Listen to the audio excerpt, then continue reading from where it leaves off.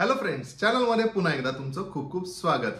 So friends, मी पाहिला आता थांबायचं नाही ह्या मराठी फिल्मचा ट्रेलर आणि मला तो ट्रेलर कसा वाटला यासाठीच हा व्हिडिओ तुमच्यासाठी घेऊन आलोय. चला तर मग सुरू करूया.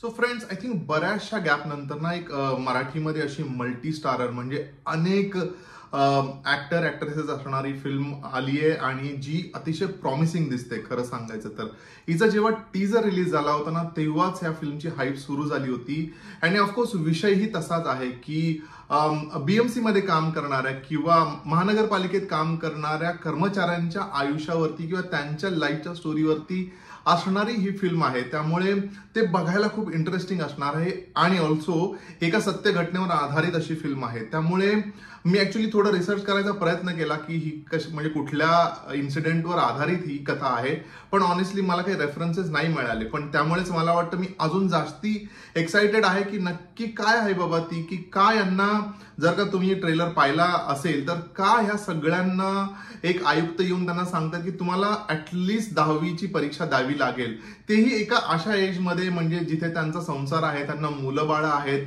तेव्हा असं कंपल्शन केलं जातं की तुम्हाला 10वीची परीक्षा पास करावी लागेल. त्यासाठी तुम्हाला रात्रीच्या शाळेत जाऊन शिकावं लागेल, पण ही परीक्षा पास करावी लागेल.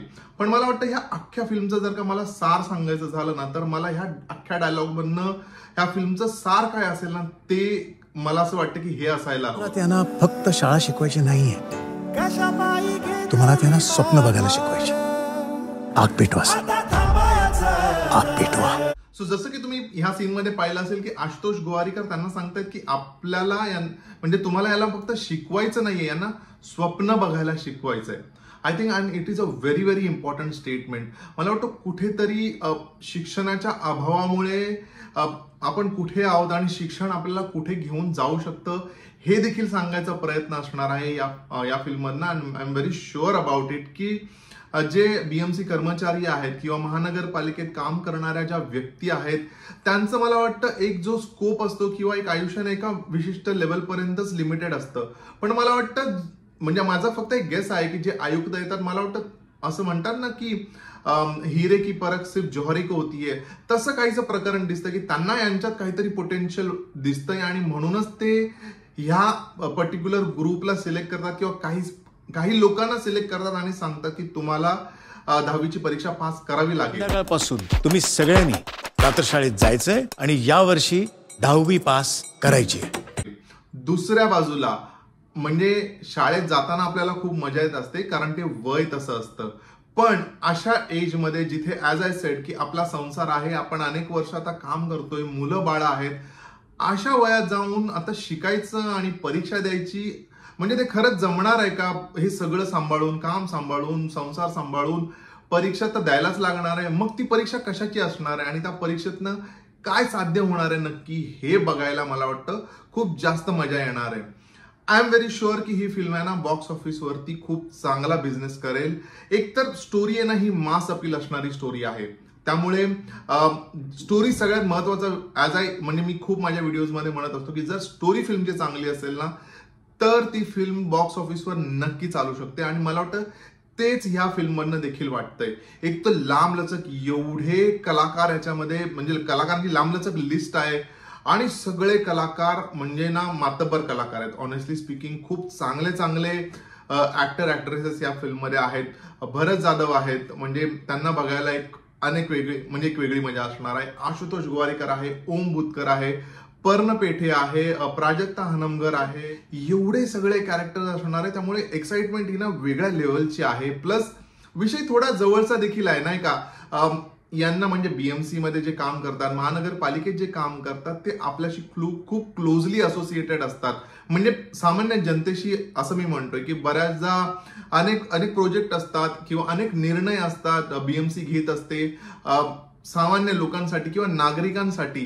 सो त्यांच्या आयुष्यावरती किंवा त्यांचं एक विश्व बघायला देखील मिळेल ना. म्हणजे जे आतापर्यंत आपल्याला फक्त ऑफिस माहिती आहे, बीएमसी ऑफिस कुठे असतं आणि त्याच्या पलीकडे अनलेस अँड अंटिल आपल्याला काही प्रॉब्लेम आलाय किंवा काही त्रास होतोय तेव्हा जाऊन आपण त्यांना तिथे त्या ऑफिसला व्हिजिट करतो. अदरवाईज ते ऍक्च्युअल वर्ल्ड काय आहे, ते विश्व काय आहे, तिथे काय घडतंय, हे तसं आपल्याला एक्सपोजर नाहीये. त्यामुळे मला वाटतं तेही या फिल्ममधनं आपल्याला बघायला मिळणार आहे. त्यामुळे ना फिल्म बघायला मजा येणार आहे, हे मी 100% खात्रीने सांगू शकतो.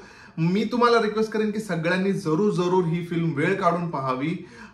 आणि जसं आपण म्हणतो ना की मराठी फिल्ममध्ये अशाही काही फिल्म येत आहेत की त्या बघून असं वाटतं की का अशा फिल्म केल्या जात आहेत. वर्सेस मला वाटतं अशाही फिल्म येत आहेत की ज्यांना एक स्टँडर्ड आहे, एक क्वालिटी आहे, दर्जा आहे असं म्हणू शकतो.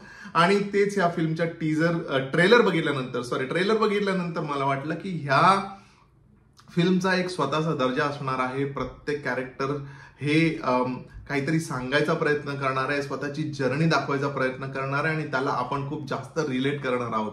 सो नक्की 1 मेला ही फिल्म रिलीज होणार आहे आणि बिलकुल मिस न करता सगळ्यांनी जाऊन ही फिल्म पाहावी अशी मी तुम्हाला रिक्वेस्ट करीन. मला अतिशय चांगला वाटला आहे trailer and I am really excited to watch this film. Somewhere असं मला वाटतं की गुलकंदच्या टीमने they should reconsider releasing their film on 1 May, कारण अनेक फिल्म या दिवशी रिलीज होणार आहेत. जस्ट माय सजेशन, जर का त्यांच्यापर्यंत हा व्हिडिओ पोहोचला तर.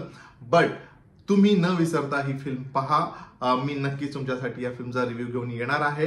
सो भेटूया लवकरच. तोपर्यंत स्टे ट्यून.